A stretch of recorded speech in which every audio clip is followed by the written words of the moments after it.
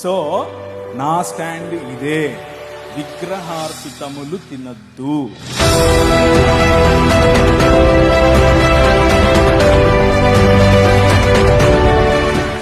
విగ్రహార్పితములలో ఉన్న పాటలు పాడొద్దు, విగ్రహార్పితములైన నాట్యం చేయొద్దు, విగ్రహార్పితములైన కులం పాటించొద్దు, విగ్రహార్పితమైన మతం వద్దు, విగ్రహార్పితంగా ఉండేటటువంటి ఉద్యోగం చేయొద్దు, విగ్రహార్పితంగా ఉండేటటువంటి దాసోహం చేయొద్దు. ఎవరికి? మన రాజు యేసే. Jesus is the king of all. మధ్యలో ఏ విగ్రహం లేదు.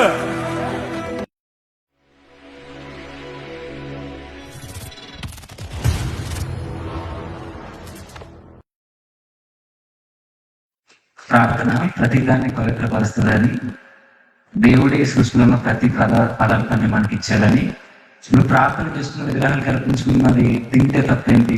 ప్రార్థన పవిత్రపరుస్తుంది కదా. అంటే ప్రార్థనకి అంత శక్తి లేదా? విగ్రహాలను పెట్టి దాన్ని పవిత్రపరచలేదా? ఎందుకు తినకూడదు? దేవుడు పవిత్రపరిచిన ప్రతిదీ ప్రార్థన చేసుకుని తినమన్నారు కదా. అంటే క్రిస్టియానిటీలోనే కొన్ని ప్రశ్నలు మాకు నిలబడుతున్నాయి. అసలు ఇది ఎంతవరకు వస్తుంది? ప్రార్థన చేస్తే ప్రతి వస్తువు పవిత్రపరచబడిపోతుందా? ప్రార్థన చేసుకుని విగ్రహాలు పెట్టి తినేసాను. ఇది గత నెలలో జరిగిన చర్చలో మీరు మాట్లాడేసుకున్నారు ఆల్రెడీ. దాని గురించి పెద్దగా చెప్పాల్సింది ఏం లేదు. ప్రార్థనలో శక్తి ఉంది, ప్రార్థన మారుస్తుంది దేన్నైనా. కానీ ఇక్కడ వచ్చిన సమస్య, దీంట్లో ఏదో కల్మషం ఉంది, ఆ కల్మషం వచ్చి నన్ను ఏదో చేస్తుంది అనే భావన ఉండడం బట్టి ప్రార్థనలో చేసి దాన్ని శుభ్రపరుస్తున్నాం అన్న ఆలోచన చెప్తున్నట్లుగా నాకు అనిపిస్తుంది ప్రశ్నలో. కానీ ప్రసాదం తీసుకోవటం తీసుకోకపోవటం, అంటే విగ్రహాలు తీసుకోవటం అనేది నీ సాక్ష్యానికి సంబంధించింది. ఏ భావజాలాన్ని నువ్వు అనుసరిస్తున్నావో చెప్పడానికి సంబంధించింది. నువ్వు ప్రార్థన చేసుకుని తిన్నంత మాత్రాన ఇప్పుడు ప్రార్థన చేసుకోకుండా తిన్నా కానీ అది భోజనమే. అది సామాన్యమైనటువంటి బ్లడ్డే, సామాన్యమైన ఉప్మానే, సామాన్యమైన పొంగలే. దానివల్ల నీకు వచ్చేది పెద్దగా ఏమి ఉందో లేదో అని కాదు. మెయిన్ పాయింట్ ఏంటంటే, అర్పించినటువంటిది ఒక భావజాలానికి, ఆ విగ్రహము వెనుకున్నటువంటి ఒక ఆలోచన శక్తి, ఆ విగ్రహం వెనుకున్నటువంటి పడద్రోయబడినటువంటి దేవదూతల సమూహములలో ఒకరికి ఆ విగ్రహం అర్పితం. నువ్వు దాన్ని ఆవాహయామి అంటున్నావు. అలాంటివి చెయ్యొద్దు. ప్రార్థన చేసుకుని ఆవాహయామి ఏంటి? ప్రసాదం తినడం అంటే ఆవాహయామి అని చెప్పటమే.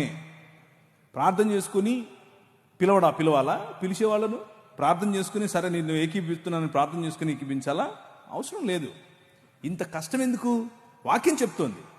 నువ్వు ఏదైనా మార్కెట్లోకి వెళ్ళావు, కొనుక్కున్నావు, ప్రార్థన చేసుకో, తిను. కానీ కావాలని విగ్రహార్పితములా వద్దని చెప్పు. వాక్యం చెప్తా ఉంది. అలా చేస్తే పోలా? దానికి దాన్ని ఏమంటారు, థియోలాజికల్ ఇది చేయాలా? ఇప్పుడు ప్రార్థన చేసుకుని మనం ఒక శివాలయంలోకి వెళ్ళి, వారి భక్తి శివాలయం, వారు భక్తితో శివాలయంలో ఉంటారు, శివుణ్ణి పూజిస్తారు. మనం వాళ్ళని అవమానపరుస్తూ అక్కడికి వెళ్ళి ప్రార్థన చేద్దామా? యేసు ప్రభువా, ఈ శివలింగం ఎవరో కాదు, యేసు ప్రభువే అని మనం ప్రార్థన చేద్దామా? అది కరెక్టా?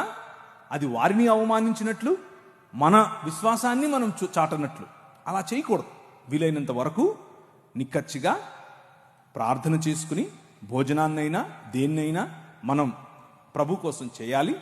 కానీ తెలిసి ఇది ప్రసాదం అని తెలిస్తే అవతలి వ్యక్తితో ఏకీభవించటం లేదు అన్న మాట చెప్పటం కోసం ప్రార్థన చేసుకొని తినాల్సిన అవసరం కూడా లేదు. అసలు తినాల్సిన అవసరం లేదు. అంటే మాకు అర్థమైంది మీరు చెప్పిన సమాధానం బట్టి. ఎప్పుడు తినకూడదు, ఎక్కడ తినకూడదు.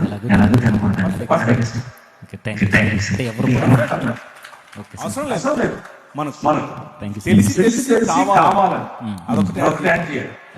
ఆ రోజు మీకు అవకాశం ఉంటే ఇదే విషయాన్ని 100% నిర్మోహమాటంగా చెప్తాను.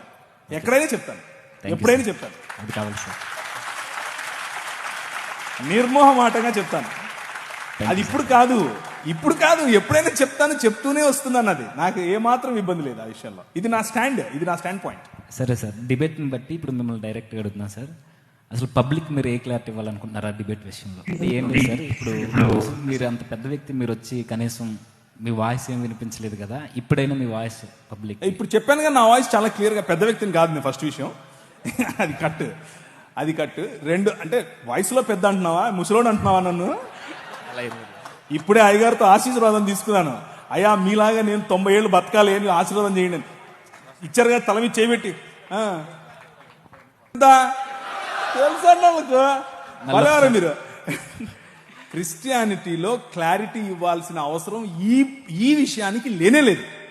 ఎందుకు అనంటే అందరికీ తెలుసు, కానీ వాళ్ళ స్ట్రగుల్ ఏంటంటే, యాక్చువల్ ప్రశ్న ఏంటంటే, నాకు తినాలని లేదు కానీ ఎలా నేను అవతల వాడికి చెప్పాలి, ఎలా అవతలి వ్యక్తిని నేను పోగొట్టుకోకుండా ఆ వ్యక్తితో స్నేహం కంటిన్యూ చేస్తూ ఇది తినకుండా ఉండాలి, ఎలా సాధ్యపడుతుంది అనేదే కన్ఫ్యూజన్. తినకూడదు అనేది తెలీదా మనకు? అందరికీ తెలుసు. సో పద్ధతి ఎలా అనేది నేను మీకు క్లారిటీ ఇచ్చాను.